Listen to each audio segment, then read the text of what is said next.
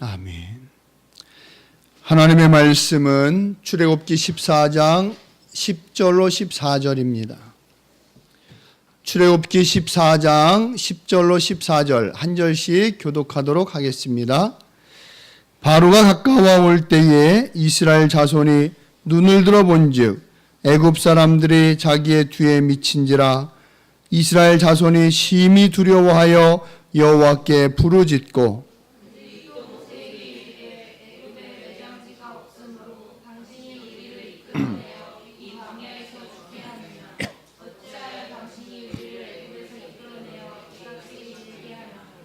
우리가 애굽에서 당신에게 고한 말이 이것이 아니뇨. 이르기를 우리를 버려두라. 우리가 애굽 사람을 섬길 것이라 하지 아니하더뇨. 애굽 사람을 섬기는 것이 광야에서 죽는 것보다 낫겠노라.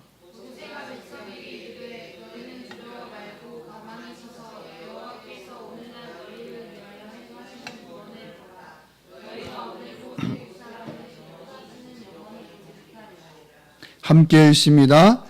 여호와께서 너희를 위하여 싸우시리니 너희는 가만히 있을지니라. 아멘. 할렐루야. 우리 앞뒤 좌우를 보시면서 가장 사랑스러운 미소로 아름다운 표정으로 축복하며 인사합니다. 더 좋은 일이 일어나고 있습니다. 잘 되고 있습니다. 할렐루야. 하나님의 크신 사랑과 은혜가 우리 가운데 가득 차고 넘치시기를 주의 이름으로 축원합니다. 축원합니다. 예, 어제 우리 노회에서 한 교회의 개척 예배가 있었습니다.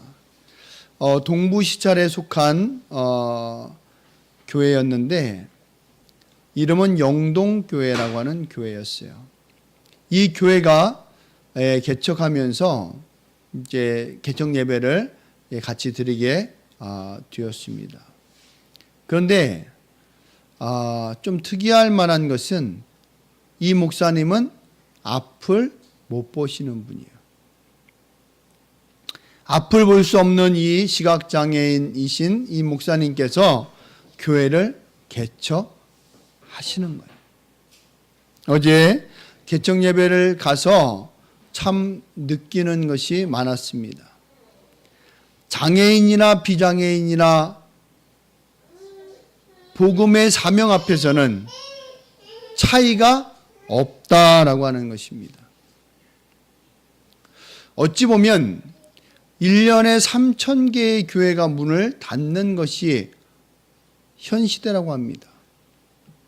그런 시대적 상황 속에서 앞을 못 보시는 분이, 환경적, 상황적, 신체적 제약이 너무나도 많은 이분이 교회를 개척하는 거예요.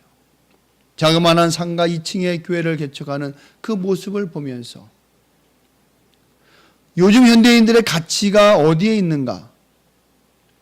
뭐 두말할 것도 없이 현대인들의 가치는 물질에 있습니다. 정치인이나 학자나 법조인이나 의료인이나 사업가나 추구하는 것이 거의 동일해 보여요. 사실 의사가 히포크라테스 선서를 하고 의사가 될 때는 죽어가는 생명을 살리겠다고 하는 그 사명감, 그 명예, 그걸 추구하면서 의사가 된다고 우리는 생각합니다. 학자는 학자의 양심을 가지고 후학을 양성하고 가르침으로 인해서 명예를 얻기 위해서 학자가 된다고 생각해요. 판검사는 정확한 판단과 그리고 정확한 기소를 통해서 이 사회 구성원들이 평안할 수 있고 공정할 수 있도록 그런 일을 감당하면서 명예를 얻는, 그런 일을 감당하면서 자기의 그런 비전을 이루는, 그것이 각 직업이 갖고 있는 특징이 아닐까 생각합니다. 그런데 요즘은 직업의 종류와 상관없이 모든 사람들이 추구하는 그 꼭지점은 목적은 다 비슷해 보여요. 정치인도 결국은 나라를 잘 다스리겠다고 하는 그런 일념과 소신과 사명감 때문에 하지만 결국은 물질이라고 하는 꼭지점을, 학자도 후학을 양성하고 정말 큰 가르침을 주겠다고 하는 그 일념에 시작하지만 결국은 같은 꼭지점으로, 의료인들도 마찬가지고 법조인들도 마찬가지고, 이 세상의 진정한 가치가 무엇인가? 진정한 가치가 무엇인가? 지난주에 고교 은사로부터 한 카톡이 왔는데 그분은 천주교 신자예요. 한국의 슈바이처라고 하는 어떤 의사에 대한 이야기를 쭉 썼어요. 의사가 돼서 그 어려운 시험을 통과해서 의사가 되고 미국에서 선진의학 기술을 배워가지고 와가지고 대학병원에서 잠시 근무하다가 이제는 나와서 개인 병원을 차려가지고 어려운 지역, 영등포 지역, 쪽방촌 이런 쪽으로 가서 그 진료비를 받지 않고 진료해 줬던 그 의사, 이미 소천하신 분인데 그분에 대한 이야기를 들었습니다. 정말 추구하는 가치가 무엇이냐? 돈 벌려면 사업가가 돼야 되고 기업을 해야 되고 장사를 해야 되는데 학자를 하면서도 결국은 돈이 목적이 되어져 버리고 많은 시대적 상황. 얼마나 안타까운지 모르겠습니다. 누구라고 할 것 없이 전부 다 추구하는 것이 결국은 물질인 시대 속에서 우리들은 과연 어떤가? 우리 성도들은 어떤가? 생각해보는, 아니 성도를 떠나서 이 목사는 어떤가라는 것을 생각해보는 그런 개척 예배였습니다. 세상의 가치를 가지고 있다면 할 수 없는 일이 교회 개척일 것입니다. 더군다나 앞도 보지 못하는 그분이 하나님이 주신 복음의 그 능력과 사명감 때문에 교회를 시작하는 모습을 보면서 진정한 가치를 부여잡은 사람이 어떤 사람인가? 진정한 가치를 붙잡고 하나님의 나라와 의를 위해서 달려가는 그 모습을 보면서 많은 도전을 받고 돌아왔습니다. 저와 여러분 모두 하늘나라의 가치를 붙잡는 주의 일꾼 되시기를 주의 이름으로 축원합니다. 하늘나라의 가치를 붙잡으세요. 세상의 가치는 썩어질 것입니다. 많은 사람들이 그것을 향해 쫓아간다 할지라도 우리는 그 썩어질 가치가 아니라 하늘나라의 가치를 붙잡는 귀한 은혜가 있기를 다시 한번 주의 이름으로 축원합니다. 성경 말씀으로 들어가겠습니다. 10절의 말씀 한번 읽겠습니다. 시작.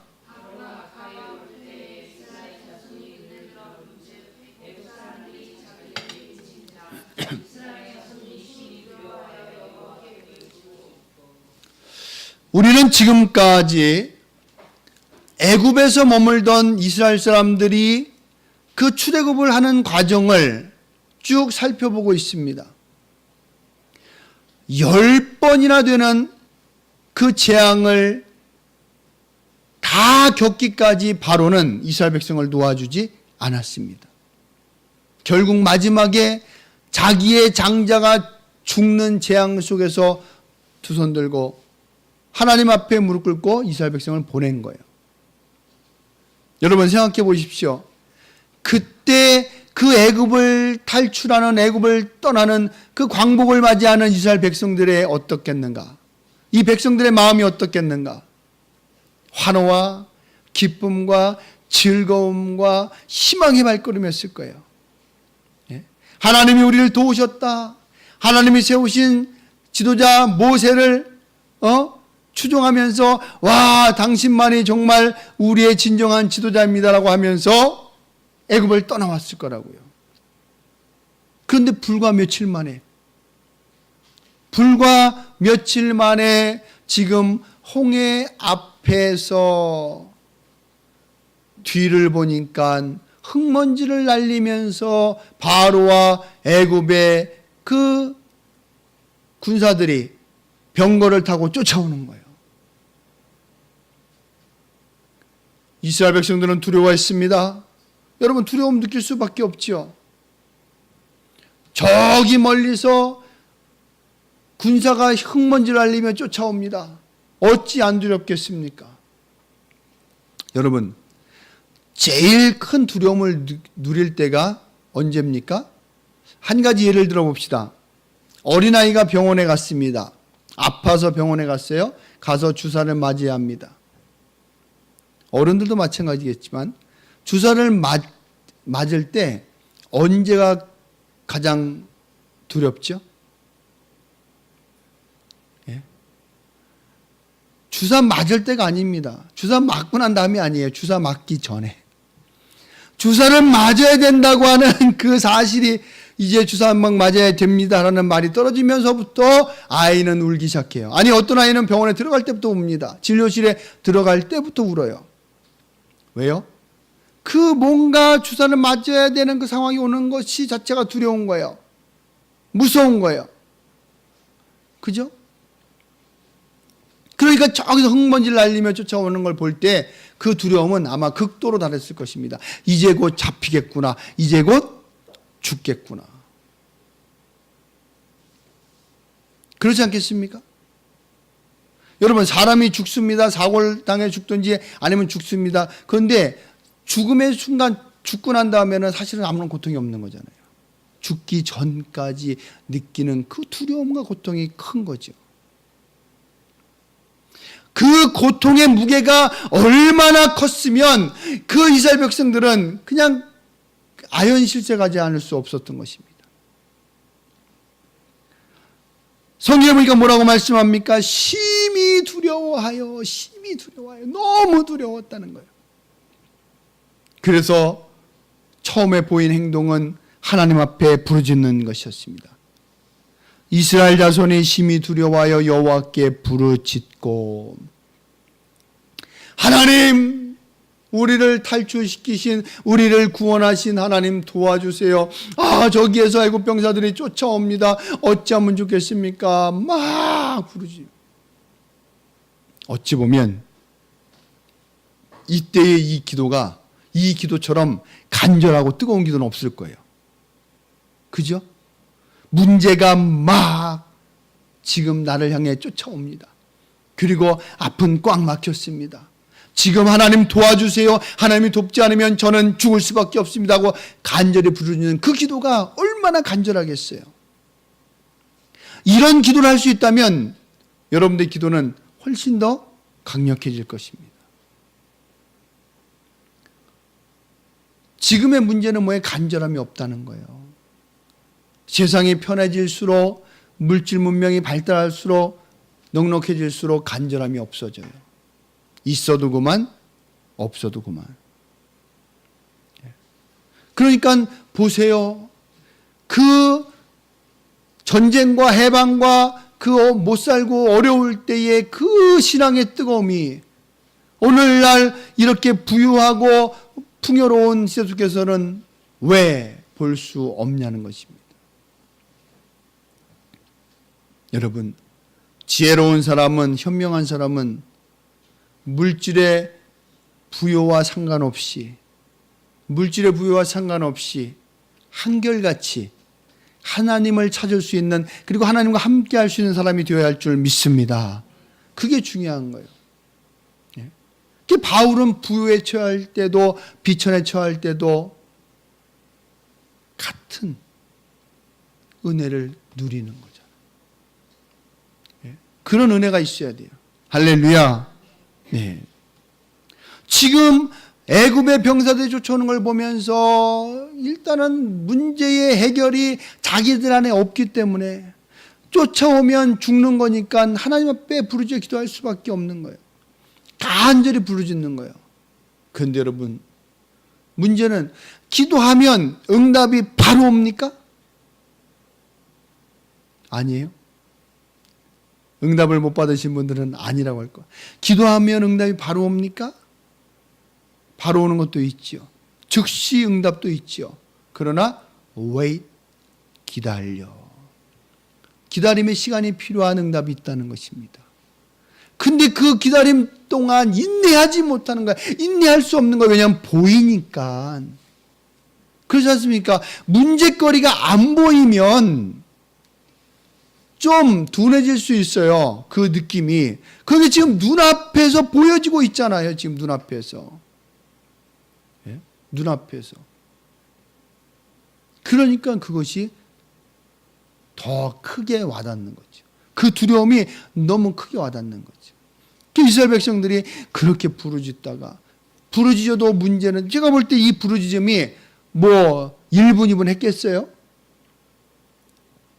간절하게 부르짖었을 거라고요. 예? 왜냐하면 지금까지 하나님의 역사하심이 있었잖아요. 인도하심이. 그러니까 하나님 앞에 우선 문제를 아뢰고 간절히 기도했을 거라고요. 아주 뜨겁게 했을 거라고요. 근데 시간이 지나도 문제는 해결될 기미는 안 보이고 그 모래바람은 그 병거가 날리는 모래바람은 점점 가까워지는 거예요. 그러니까 이스라엘 백성들은 그 심히 두려움이 점점 커지는 거예요. 그러다가 그들은 어떻게 됩니까? 이제 곧 잡힐 수밖에 없다는 두려움이 극에 달하니까 이제는 그것이 모세에 대한 원망으로 바뀌어버리는 것입니다. 11절의 말씀을 한번 읽겠습니다. 시작.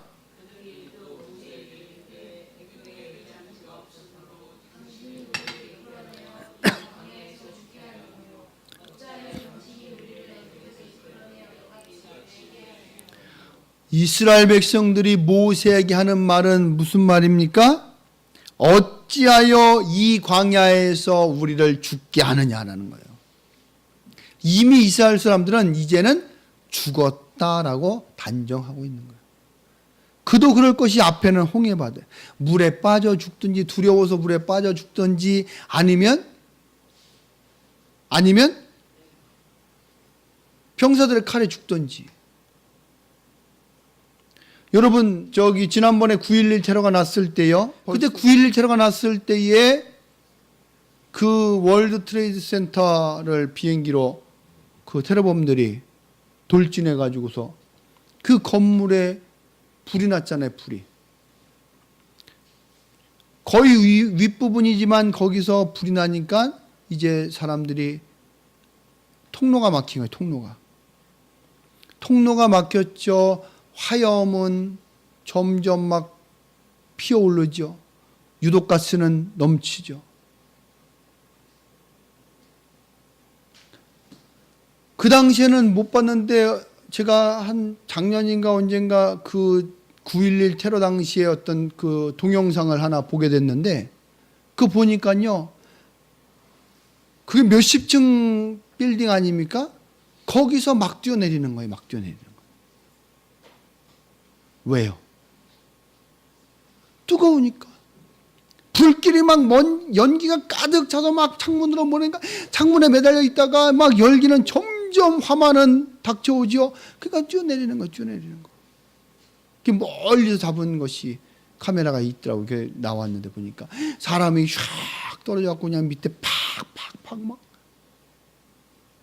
아니 그 높은 높이에 떨어지면은 몸이 산산조각돼서 죽는다는 걸 모르겠어요?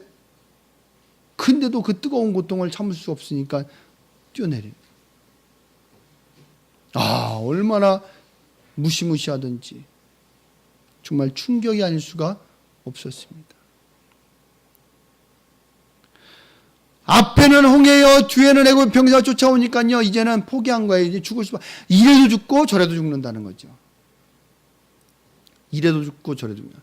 그러니까 그 원망이 누구에게? 모세에게 화살로 돌아가는 거야. 당신이 우리를 인도하여 냈지 않냐는 거예요. 우리를 광야에서 다 죽게 하려고 데리고 나왔냐는 것입니다. 그러면서 하는 얘기가 더 기가 막혀요. 12절의 말씀입니다. 시작.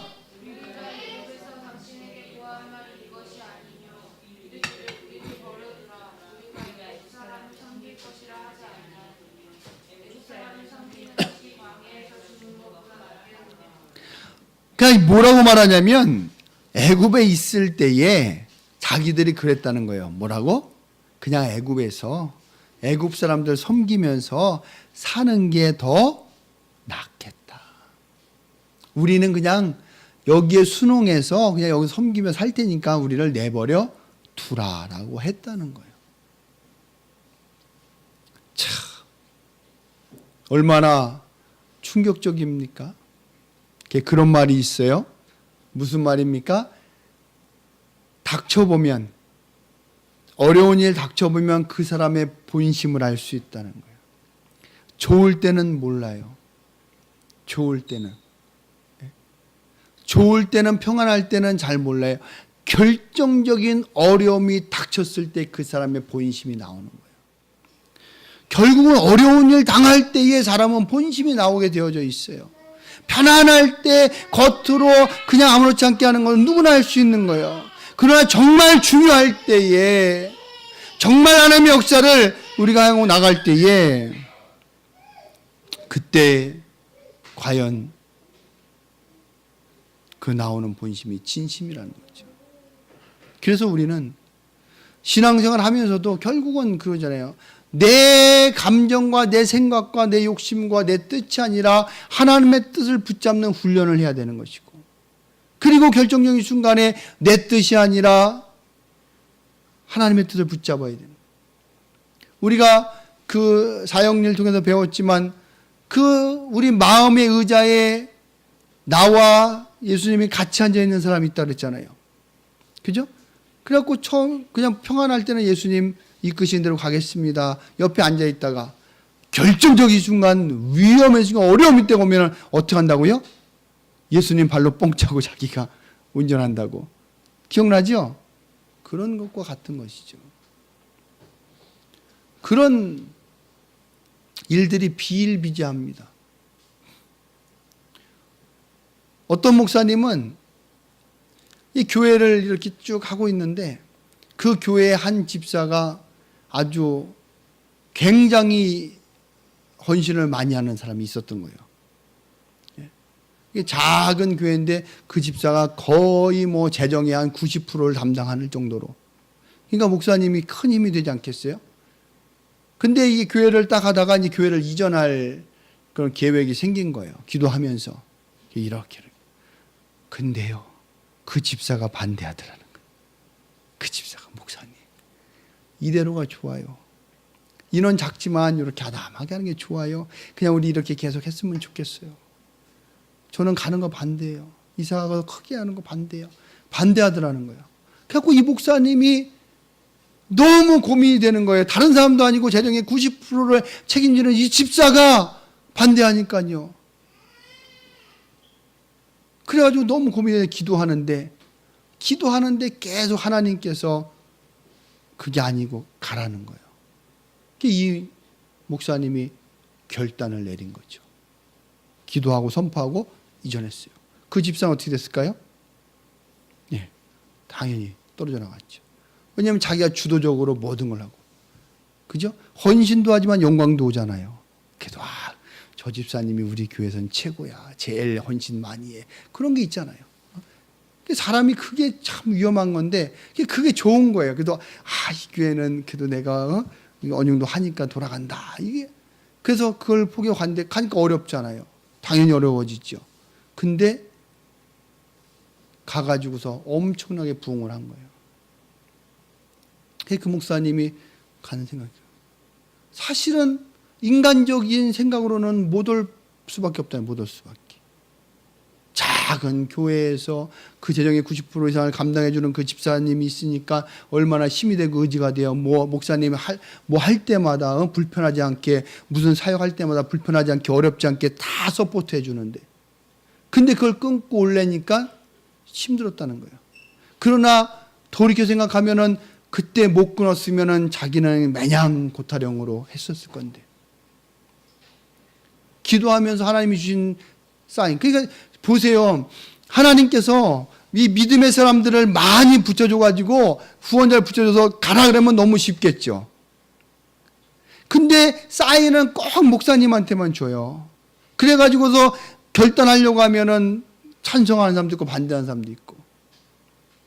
그러다가 또 반대하는 사람들이 또 커지어서 하다가 또 아니면 다 나가고. 요즘은 그렇다고 해요. 요즘에는 우리 노회에서도 이제 저 이동탄으로 이사 가는 교회도 있고 그렇게 하는데 보통 이제 신도시도 있고 그러니까 가잖아요. 근데 이제 교회에서 이제 그런 계획을 세워서 하면 그냥 뭐 아무 말도 안 해요. 게다가 조용히 사라지는 거예요. 조용히 사라지는 거예요. 안 보이는 거예요. 그러니까 그 어떤 목사님이 내 그 얘기 제자 훈련하면서도 했던 것 같은데 어떤 목사님 그러잖아요. 헌신 안 해도 됩니다. 그 자리에만 있어 달라고. 그 자리에만 있는 것도 그것도 순종이라고. 그잖아요. 헌금 안 해도 되고 뭐 교회 건축한다고 건축금 뭐 몇백만 원 몇천만 원 안 해도 되고 그 자리에만 있어주는 것도 하나님의 나라와 의를 이루어가는 거라고. 그런 얘기를 하는 분이 있어요. 하용조 목사님이 개척할 때 처음 초창기에 그랬잖아요. 어떤 할머니 권사님이 늘 한 번도 예배 안 빠지고 계속 가서 앉아 있는 거예요. 연세가 있어서 물질적인 헌신은 많이 못하지만 근데 나중에 보니까 그게 큰 힘이 되더라는 거예요. 한결같이 와서 예배에 참석해주고 기도해주고 하는 것이 가장 큰 힘이 되더라는 거예요. 물질은요 있다가도 없고 없다가도 있는 거예요. 하나님이 주시면요 놀랍게 역사하시는 거예요. 하나님 주시면요 크게 쓰임받는 거예요.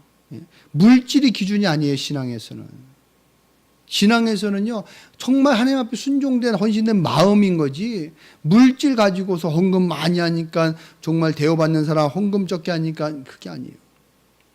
하나님과의 관계 속에서 정말 헌신된 모습, 준비된 모습, 그런 모습으로 나아갈 때 이 공동체는 하나님의 역사하는 공동체가 되어질 줄 믿습니다. 여러분 사람 보고 신앙생활하지 마시고 하나님 보고 하시기를 바랍니다. 하나님이 도우시는 인생 살아야 되는 거예요. 사람을 보니까 환경을 보니까 두려움에 빠지고 원망과 불평이 앞서고 안절부절 못하는 거예요. 지금 오늘 이스라엘 백성이 그렇다는 것입니다. 그런데 문제가 그들의 안절부절함 속에서 해결됩니까? 그 되었습니까? 아니잖아요. 결론은 하나님이 하시잖아요. 우리 13절을 읽겠습니다. 시작.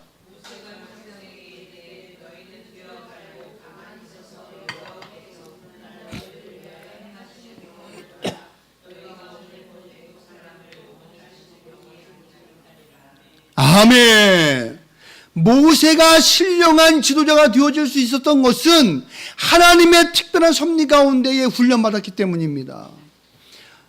모세는요 최고봉까지 올라갔다가요 가장 낮은 곳까지 떨어져 본 사람이에요. 여러분 실패를 해보지 못한 사람은요 큰 사람이 될 수가 없어요. 온실 속의 화초처럼 늘 이렇게 자라온 사람은요 큰 일을 못합니다. 낮아져 봐야 돼요. 실패도 좀 해봐야 돼요. 그래 크게 올라갔다도 크게 떨어졌다. 성공도 해보고 실패도 해보고. 그러나 중요한 건 실패로 끝나면 안 됩니다. 실패로 성공 실패 왔다 갔다 했지만 반드시 끝은 성공으로. 할렐루야. 성공으로 끝나야죠.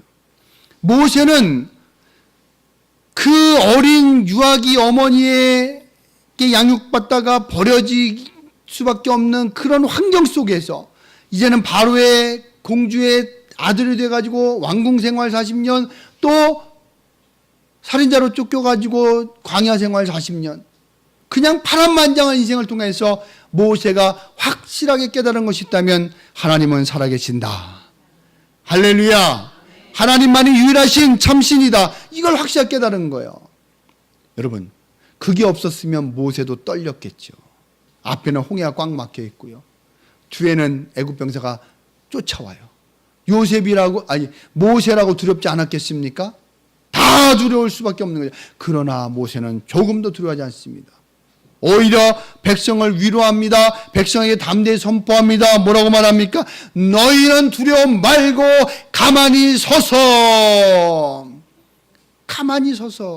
오늘날 너희를 위하여 행하시는 하나님의 구원을 보라. 누가 선포할 수 있는 거예요? 하나님 만난 사람, 하나님을 체험한 사람, 하나님의 역사를 경험한 사람, 믿는 사람만이 할 수 있는 거예요. 그러니까 신앙은요 경험이에요, 경험. 무슨 경험? 하나님의 임재의 경험, 하나님의 살아계심의 역사의 경험. 이 경험을 많이 할수록 담대함이 생기는 거예요. 어떤 환경과 상황 일 가운데도 두려워 떨지 않습니다. 걱정하지 마. 그거 이렇게 하면 돼. 기도하면 돼. 그리고 이렇게 하면 문제가 해결돼. 담대할 수 있는 거예요. 그러나 그 경험이 없는 사람들은요, 조그만 일이 터져도 두려워 떨며 근심하며 염려하는 것입니다. 아니, 엄청난 말을 하잖아요. 엄청난 선포를 하잖아요. 너희가 오늘 본 애굽 사람을 또 다시는 영원히 보지 못하리라. 세상에나. 여러분, 이 애굽 병사들이요, 만약에 어떤 다른 연유로 인해서 다시 돌아갔다면, 예? 다른 문제로 인하여서 잠깐 쫓아오는 것을 보류했다면, 그 쫓아오면 또 시작될 수 있는 거예요. 지금 잠시 멈춰졌지만 또 올 수 있는 거예요. 그런데 모세는 뭐라고 선포합니까? 이 애굽 사람들을 다시는 보지 못하리라. 어떻게 해야 못 봅니까? 없어져야 못 보는 거죠. 그죠? 내 눈앞에서만 사라지는 것이 아니라 이 세상에서 없어져야만 못 보는 거잖아요. 그러니까 모세는 그런 확신과 담대함을 가지고 있었다는 사실입니다. 그래서 선포할 수 있는 거예요. 어찌 보면 이스라엘 백성들이 미련하고 어리석고 작은 문제 가운데 벌벌 떨고 그런 두려움과 걱정 속에 있었지만 이 모세를 만난 것이 행복이에요. 축복이에요. 할렐루야. 이 모세를 만나지 않았다면, 모세가 없었다면 어떻게 됐겠습니까? 그 마음을 진정시켜줄 사람이 없잖아요. 두려워 떨고 있는 자들에게. 모세가 믿음으로 선포하니까 역사는 누가 하셨어요? 하나님이 하시는 거예요. 모세가 하는 게 아니에요. 모세가 신이 아닙니다. 하나님이 하시는 거예요. 하나님이 하실 것을 아는 사람과 모르는 사람의 차이인 것입니다. 모세는 하나님이 일하실 걸 알았고 백성들은 하나님이 일하실 걸 몰랐어요.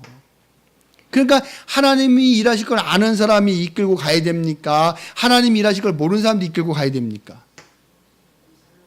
하나님 일하신 걸 알고 기도한 사람이 이끌고 가야지 그 교회 공동체는 잘 되는 거예요.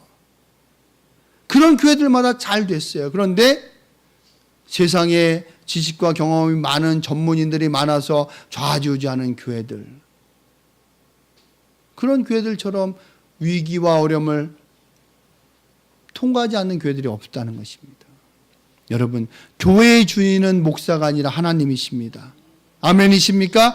그 하나님의 뜻이 무엇인지를 분별하는 목사가 되어질 때 그 교회는 하나님이 역사하는 교회가 되어지는 거예요. 그 하나님이 역사하시는 것을 깨닫는 성도들이 되어질 때 그 교회는 정말 하나님이 이끄시는 교회가 되어질 줄 믿습니다. 오늘 설교 제목이 뭡니까? 할렐루야. 행하시는 구원을 보라. 누가요? 하나님이 행하시는 구원을 보는 우리가 되어야 되는 거예요. 행하시는 것은 하나님이십니다. 그런데 믿음이 없으면 그 행하심을 경험 못해요. 믿음이 있어야 돼요. 믿음의 눈으로 바라봐야 됩니다. 하나님이 하시고, 우리 엘시도 어린이집 있지만 우리가 저거 설 수 있을 거라고 누가 생각이나 했겠어요. 하나님이 하실 걸 믿고 기도 가운데 응답 주신 걸 붙잡고 가니까 정말 어려움과 장애물과 큰 문제가 있었지만 다 넘어서서 지금 우리 앞에 서 있는 거 아니겠습니까? 여러분, 하사랑교회는 하나님이 역사하시는 교회인 줄 믿습니다. 그 역사하는 교회의 성도들 되신 걸 축하합니다. 여러분의 삶 속에 하나님의 역사가 날마다 넘쳐나시기를 주의 이름으로 축원합니다. 기도하겠습니다.